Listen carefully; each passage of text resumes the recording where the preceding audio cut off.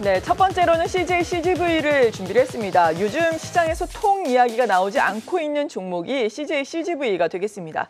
주가도 보자면 거의 연 저점에서 움직이고 있는 것 같은데 가지고 오신 이유는요? 어제 시간의 단일가에서 하한가 들어갔습니다. 왜요? 그로 인한 영향 자체가 오늘 개파락 출발이 불가피하기 때문에 오늘 좀 네. 가져가 나와 보았고요.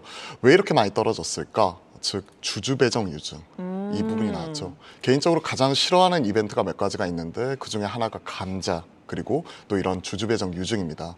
어제 일정 규모 이런 자금 조달 계획을 발표를 했고요. 그리고 5,700억을 주주를 통해서 자금 조달을 하겠다. 주주 배정 유증 후에 실권주 공모를 진행을 하겠다 하는 부분 자체를 공시를 했습니다.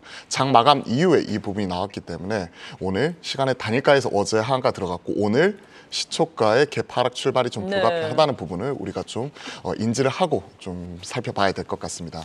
구체적인 내용을 살펴보면 약 일정 규모 자금 조달을 하는데 약 절반 정도는 CJ 자체적으로 그리고 절반 정도는 주주를 통한 주주 배정 유증을 통해서 이런 부분을 진행을 합니다.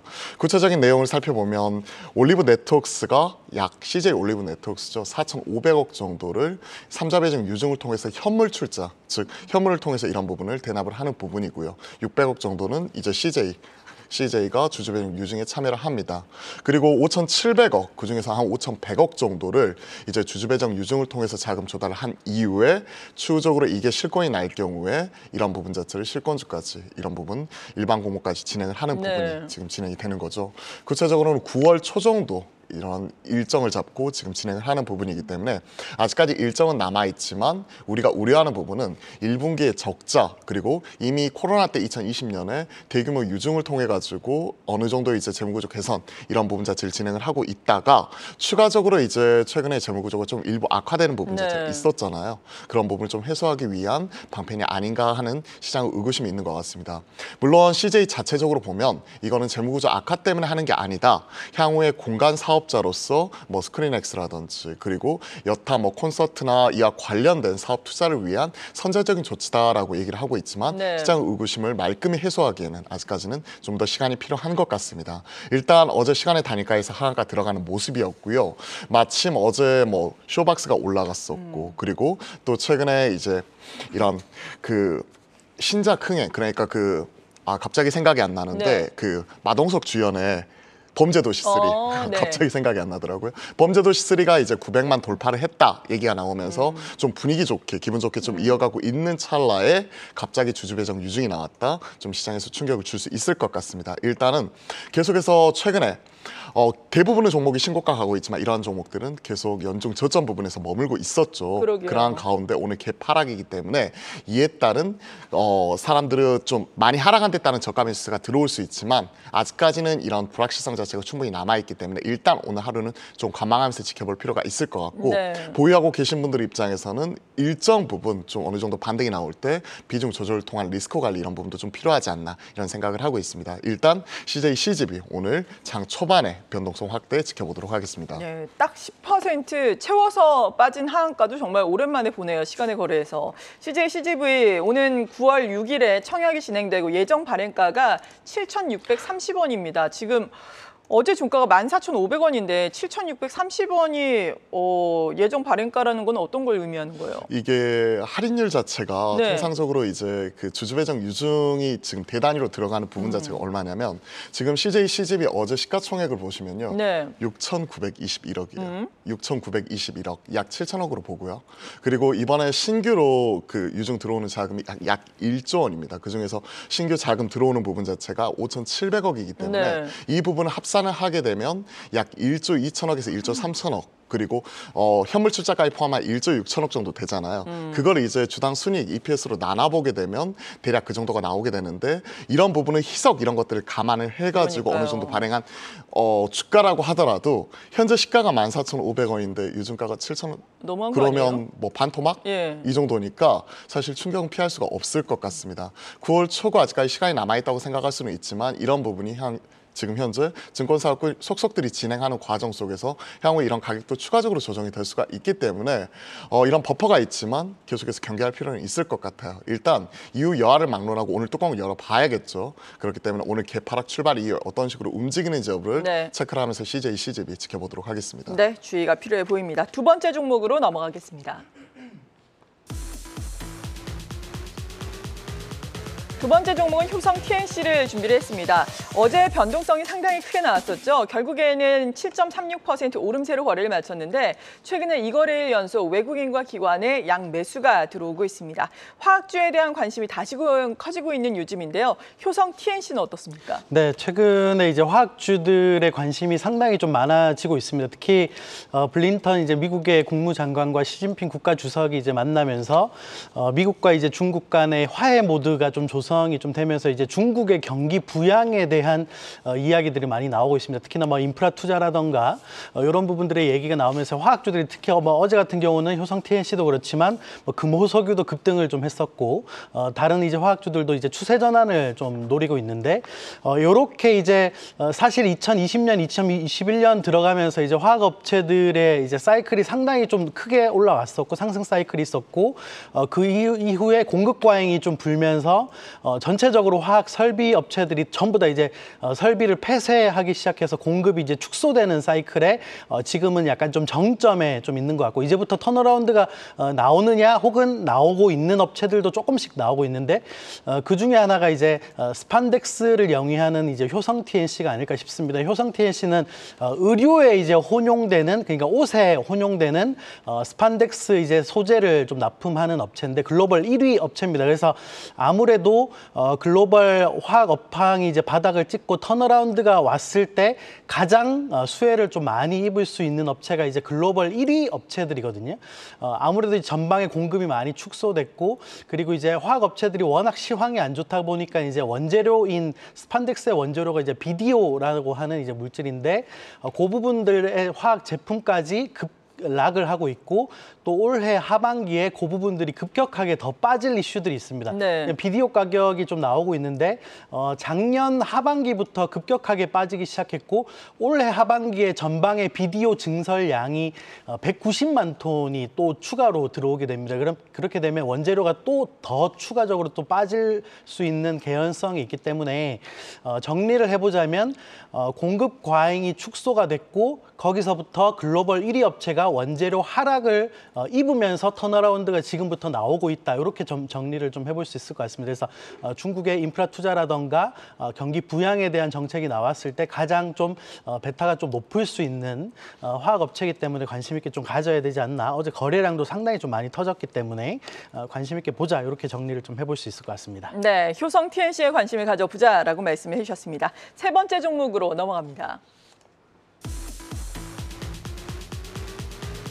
세 번째 종목으로는 조선기자재 내에서 성광밴드를 준비를 했습니다. 조선주들이 요즘 랠리를 펼치고 있죠. 하나오션이 어제 무려 12% 오르면서 52주 최고가를 경신했습니다. 조선주들 52주 최고가 경신 행진을 이어가고 있는데 사실 조선기자재는 상대적으로 상승 탄력이 크지는 않았다라는 생각이 들거든요. 물론 HSD 엔진은 어제 52주 최고가를 경신하기는 했습니다. 성광밴드는 어떤 점을 보고 계신가요? 바로 지금 말씀해 주셨던 대로 많이 오르지 않았다는 측면. 네. 그렇기 때문에 하나오션이 올라간 데 따른 그리고 또 HSD 엔진 같은 조선 기자재가 신고가가 갈 때 못 갔었던 이런 주요 종목들은 업사이드가 있는 부분 자체를 우리가 점검을 해보기 위해서 성광밴드를 가지고 나와 봤습니다.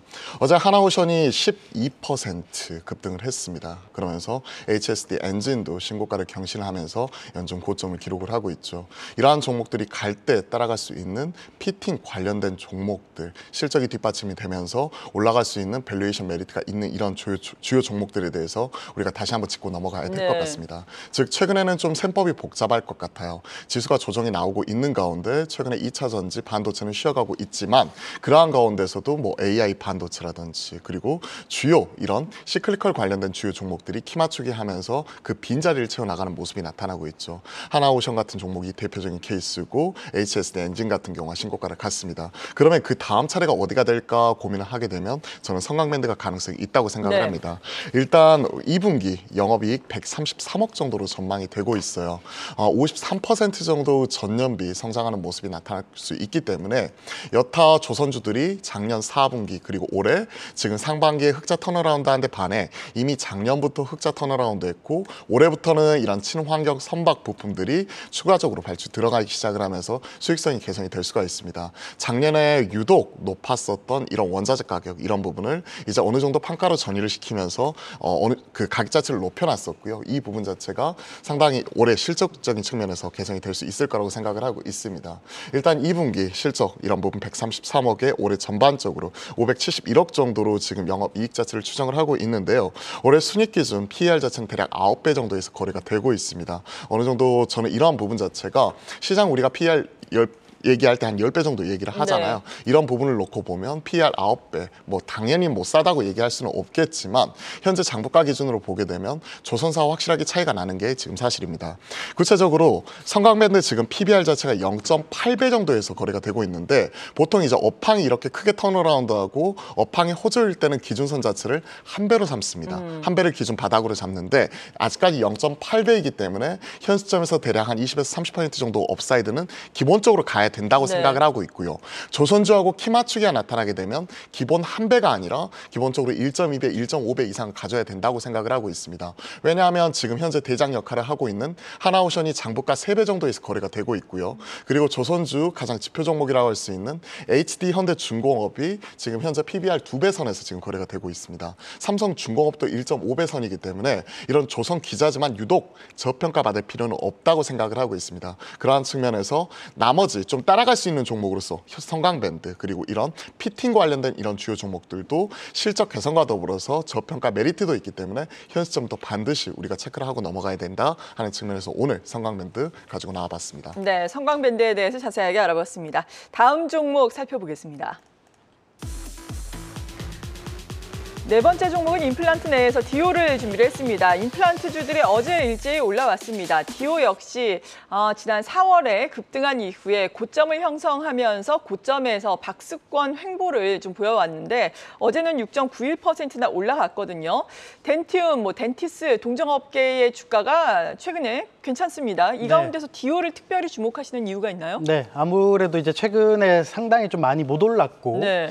특히나 최근에 이제 의료기기 섹터에 이제 메인은 사실 피부 미용 의료기기들이 워낙 독보적으로 뭐 원텍이라던가 파마 리서치라던가 이런 업체들이 이제 신고가를 계속 내고 있고 임플란트 업체들이 약간 좀 슬로우했습니다. 이유는 VBP 프로그램에 대한 이제 대규모 이제 물량이 이제 중국에서 나오게 되는데 그 기대감이 상당히 좀 컸었던 것 같고 그게 이제 당장 실적으로 빠르게 반영이 안 되다 보니까 밸류에이션이 약간 좀 목에 찬 느낌이 좀 있어서 덴티움이라던가 디오가 약간 옆으로 이제 횡보하는 모습들을 좀 보여줬는데 지금 이제 6월 벌써 말입니다. 이제부터는 봐야 되는 건 뭐냐면 이제 올해 하반기와 내년의 상반기 정도를 12개월 포워드로 계산하는 지금부터 1년 정도의 실적 예상치를 한번 좀 끌어다가 지금의 밸류에이션이 어떤지를 좀 봐야 되는데 특히나 이제 올해 하반기나 내년이 좀 강할 수 있는 종목이 디오라고 생각하거든요. 디오가 사실 이제 작년에 마이너스 44억 적자를 기록했고 올해 1분기에만 100억을 좀 넘기는 영업이익을 좀 기록하면서 대규모 턴어라운드가 나왔는데 2분기는 약간 슬로우합니다. QOQ 기준으로 조금 슬로우한데 내년부터 이제 조금 커지는 게 뭐냐면 미국의 이제 DSO라고 해서 치과 밸류 체인이 있습니다. 치과 프랜차이즈 정도로 이제 해석을 좀 하면 되는데 거기에 이제 대규모 물량들이 좀 나가게 되는데 올해 한 그쪽으로 한 100억 정도 나간다면 내년에는 그게 2배 이상 늘어날 것 같고요. 그리고 이제 2025년 정도 되면 상당히 좀 큰 파이로 진행이 좀 될 것으로 좀 보이기 때문에 계약 흐름상 이 부분들은 상당히 좀 큰 파급력을 좀 지닐 것 같다라는 생각이 듭니다. 그래서 지금 당장은 사실 10배 중후반에 이제 PER 밸류에이션을 좀 가지고 있지만 내년 기준으로 본다면 10배로 확 떨어지고 그 이후로 본다면 더 깊게 떨어지기 때문에 가격 매력은 더 생기는 구간에 돌입하지 않았나라는 생각이 좀 듭니다. 그래서 지금부터는 하반기와 내년을 봤을 때는 디오가 상당히 좀 괜찮은 종목으로 좀 치고 나올 수 있지 않을까라는 말씀 좀 드리고 싶습니다. 네. 네, 디오도 관심을 가지고 지켜보겠습니다. 다섯 번째 종목으로 넘어갑니다. 네, 음식료 가운데 삼양식품을 준비를 했습니다. 라면과 관련된 종목들의 급등락이 요즘에 좀 나오고 있는 상황입니다. 정부의 또 가격 압박으로 인해서 지난 월요일장 라면과 관련된 농심, 삼양식품, 오뚜기가 일제히 급락을 했는데 어제는 3사 가운데 삼양식품만이 좀 2%대 반등이 나왔거든요. 삼양식품이 3사 가운데 내수 의존도가 가장 높고 그러니까 수출을 많이 한다는 이야기죠. 거기다가 뭐 자회사로 제분회사가 가지고 있더라고요. 네, 그렇습니다. 삼양식품은 그렇다면 좀 달리 볼 수 있는 건가요? 삼양식품을 좀 달리 볼 수 있기 때문에 네. 오늘 좀 가지고 나와봤고요. 사실 이게 주말 사이에 나온 뉴스죠. 주말 사이에 나온 뉴스를 왜 수요일 날 갖고 왔느냐. 그 안에서 좀 차별화가 될 수 있는 네. 포인트가 어제 우리가 시장에서 확인을 했기 때문에 삼양식품을 좀 달리 보자 하는 측면에서 가지고 나와봤습니다. 구체적으로 이제 농심, 그리고 오뚜기, 삼양식품, 라면 3사 중에서 가장 이런 내수 비중 자체가 낮다는 부분 자체가 포인트가 될 수가 있겠죠. 내수 비중은 대략 한 35% 정도. 35%고요. 그리고 3분의 2 정도는 수출 쪽에서 나타나게 됩니다. 네. 그리고 최근 이런 수출 쪽이 불닭볶음면 이런 부분이 중국뿐만이 아니라 글로벌하게 지금 뻗어나가고 있는 부분 자체가 포인트라고 볼 수가 있는 부분이겠죠. 어제 농심 장 초반에 상승세 좀 반등의 흐름 자체를 지켜내지 못하고 좀 하락전환하는 모습이 나타났었지만 삼양식품은 좋은 모습 자체를 그대로 그렇죠. 유지를 하면서 상승하는 모습 자체가 나타났습니다. 개인적으로 삼양식품 자체적으로도 내용 인터뷰를 보니까 관계자의 입을 통해 가지고 지금 내부적으로 밀가격 하락에 대한 원가 인하 부분을 어느 정도 판가로 전이시키는 부분 자체도 고려를 하고 있다라고 얘기를 하고 있거든요. 그러면 우리가 여기에서 생각을 해봐야 될 것 같습니다. 만약에 라면 가격을 13년 만에 인하하게 된다면 이게 과연 악재일까? 오히려 시장에서는 그동안에 먼저 이렇게 하락했었던 주가가 실제 라면 가격 인하로 나타나게 된다면 네. 불확실성 해소로 보고 올라갈 수 있지 않을까 이런 부분을 생각을 하고 있고요. 그리고 밀가격이 최고치 기록을 썼던 부분이 작년 9월경입니다. 이게 보통 우리가 이런 부분을 배로 실어오고 그리고 창고에 적재를 한 이후에 실제 라면 원가로 투입되는 데까지 걸리는 시간 리드타임 자체가 적게는 3개월에서 많게는 9개월까지 걸린다고 보았을 때 작년에 높아져 있었던 원가 부분이 반영되는 시점의 마지막이 올해 2분기가 아닌가 생각을 합니다. 그러면 올해 상반기보다 하반기에 이런 스프레드 벌어진 부분에 있어서 상당 부분 수익을 거둘 수가 있는 부분이고 최근에 팜유라든지 이런 부분이 일부 떨어졌지만 인건비 이런 부분 때문에 그동안에 이제 판가 올려놓았던 것만큼의 원가 인상 자체는 원가 인하 자체는 네. 나타나지 않을 거라고 생각을 하고 있습니다. 그렇게 본다면 만약에 삼양식품의 지금 라면 가격 인하가 과연 악재일까에 대해서 다시 한번 생각을 해봐야 되는 거죠. 시장에서는 이런 부분 자체를 저는 악재는 어느 정도 반영이 되었다고 생각을 하고 있고 만약에 라면 가격 인하 나오게 된다면 저는 당장 삼양식품 이런 부분을 살 수 있다고 생각을 합니다. 그래요? 오히려 예.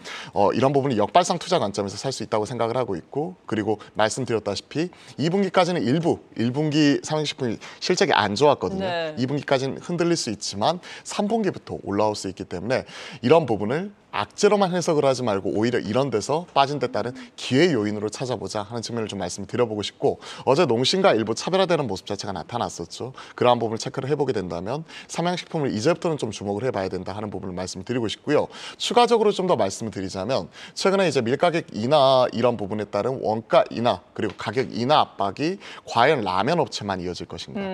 이게 밀가루 쓰이는 쪽이 라면만 있는 건 아니잖아요. 빵도 있고. 예, 많죠. 빵도 있고 스낵도 있고 그런 식으로 따지면 최근에 오리온이라든지 네. SPC 삼립이라든지 이런 과연 관련사들 이런 부분 같은 경우에도 가치 투심상의 영향을 미칠 수가 있기 때문에 관련된 흐름까지도 같이 체크를 하면서 이런 부분을 우리가 라면 그 가격 인하 시점 자체를 점검을 하면서 네. 좀 매수 포인트로 잡아보자. 그리고 2분기 실적이 나오게 될 경우에 만약에 안 좋게 되면 이게 마지막일 확률이 크다라는 부분도 같이 점검을 해드리겠습니다. 네, 오히려 실제로 가격 인하가 나온다면은 불확실성 해소 측면에서 혹은 하락을 한다면은 저가 매수 관점에서 접근이 가능하다. 역발상 전략으로 삼양식품 소개를 해주셨습니다. 마지막 종목으로 넘어갑니다.